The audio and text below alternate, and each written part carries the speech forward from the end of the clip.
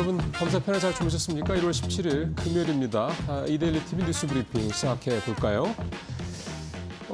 오늘 탑 기사도 그렇지만 사실은 어제 한국은행 금통위 얘기를 당연히 첫머리에 안 할 수가 없습니다. 금리는 동결을 했습니다. 금리를 또 내릴 수 있다라는 얘기도 분명히 있었는데 사실은 금리를 내릴 수 있다라는 거, 그러니까 경기 부양 때문에 그런 거죠.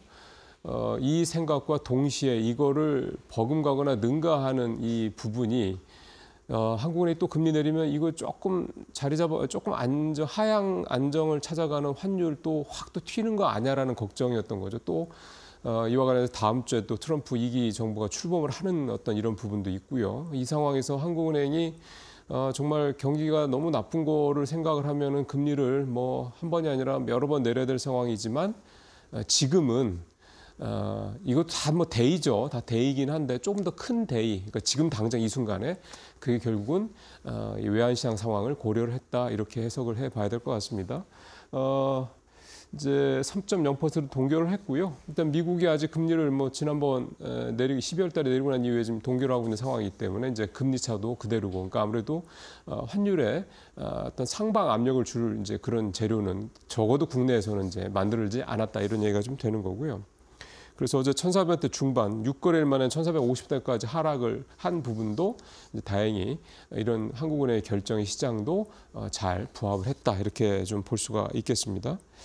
환율 앞으로 방향성은 앞서 말씀드린 것처럼 이제 다음 주에 일단 트럼프 2기 정부 출범하고 행정명령 이것저것 한다고 그러니까 이제 그 내용 조금 봐야 되겠죠. 특히 이제 관세 부분, 이 부분이 좀 부담이 될 수가 있고 이 부분이 어떻게 될지 좀 봐야 될 것 같고요.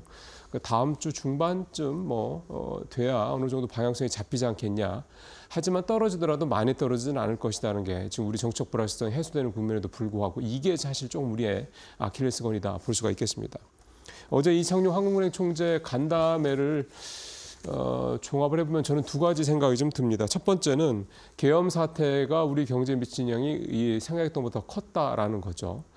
그래서 이 부분 역시 정치적 불확실성이라는 게 정치적 불확실성 이상의 우리 경제에는 충격을 줬다. 그만큼 이 계엄 사태 터지기 전에도 이미 우리 경제가 계속해서 좀 부진한 상황을 보였기 때문에 여기에 찬물을 더 끼얹었다. 충분히 이렇게 좀 볼 수가 있는 거고요.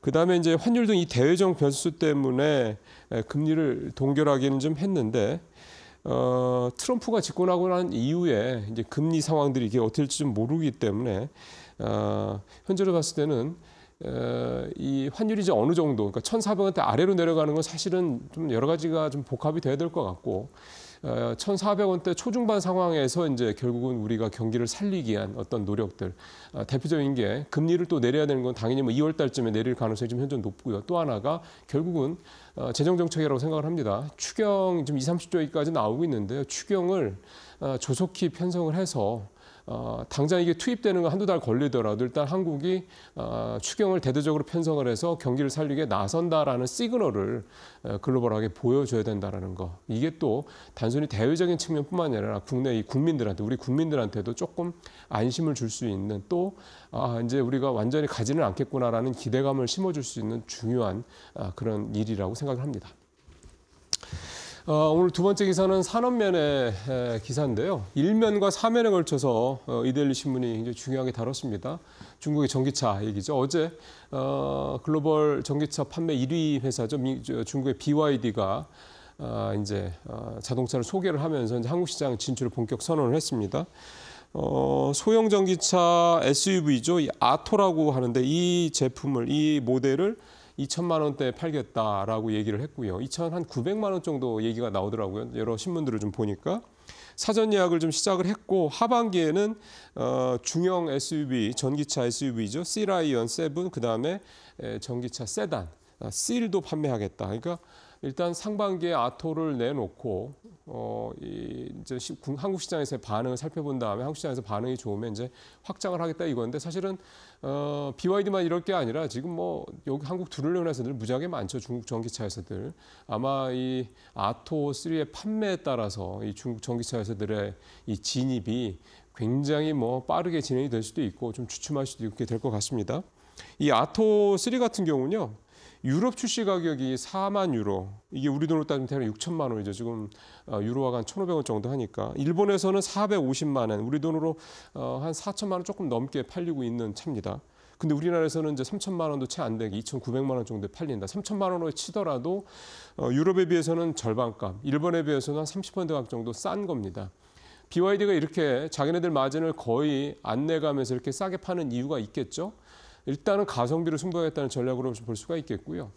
그다음에 이 아토3를 이제 첫 모델로 제시한 이유가 가격도 가격입니다만 이게 이제 전 세계에서 한 100만 대 정도, 그러니까 중국에서만 많이 팔린 게 아니라 이제 유럽 같은 데서도 좀 많이 팔린 차이기 때문에 이제 어떻게 보면 이제 이 기술이 검증이 된, 성능이 검증된 차라는 점에서 이제 이렇게 좀 내세웠다고 좀 볼 수가 있는 거고요.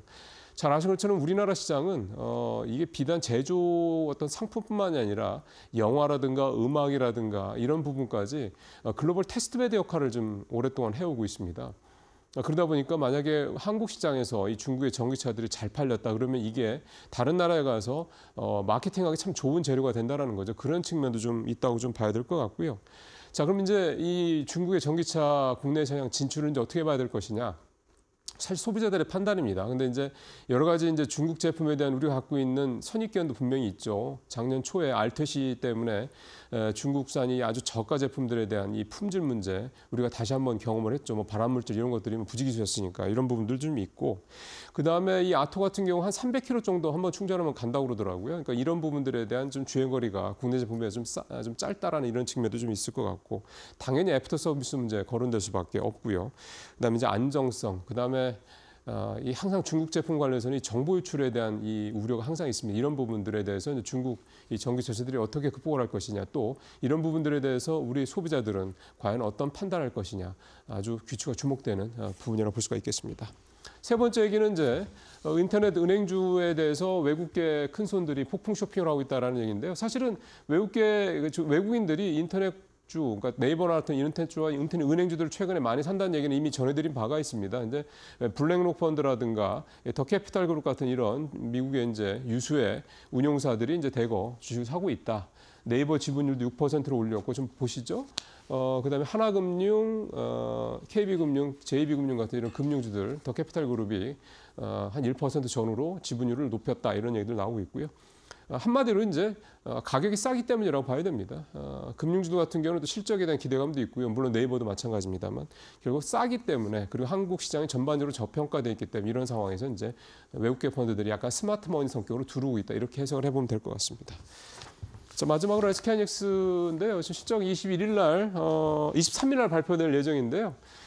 이번에 4분기 SK하이닉스 영업이익이 8조 원 얘기까지 나오고 있습니다. 시장 컨센서스인데 뭐 단순히 기대감이라고 볼 수도 있겠고 아니면 실제로 그렇게 될 수도 있겠고, 왜냐하면 3분기 때 7조 원을 넘겼거든요. 그러니까 그 뒤에 계속해서 HBM 잘 나가는 거 생각을 하면은 8조 원도 갈 수 있다는 얘기가 좀 나오고 있고, HBM 그다음에 고용량인 이 DDR5 그다음에 기업용 SSD, 그러니까 좀 고가 제품들이죠. 이쪽 라인업이 워낙에 지금 수요가 좋기 때문에 그만큼 영업이익을 많이 낼 거다 얘기가 좀 되고 있고요.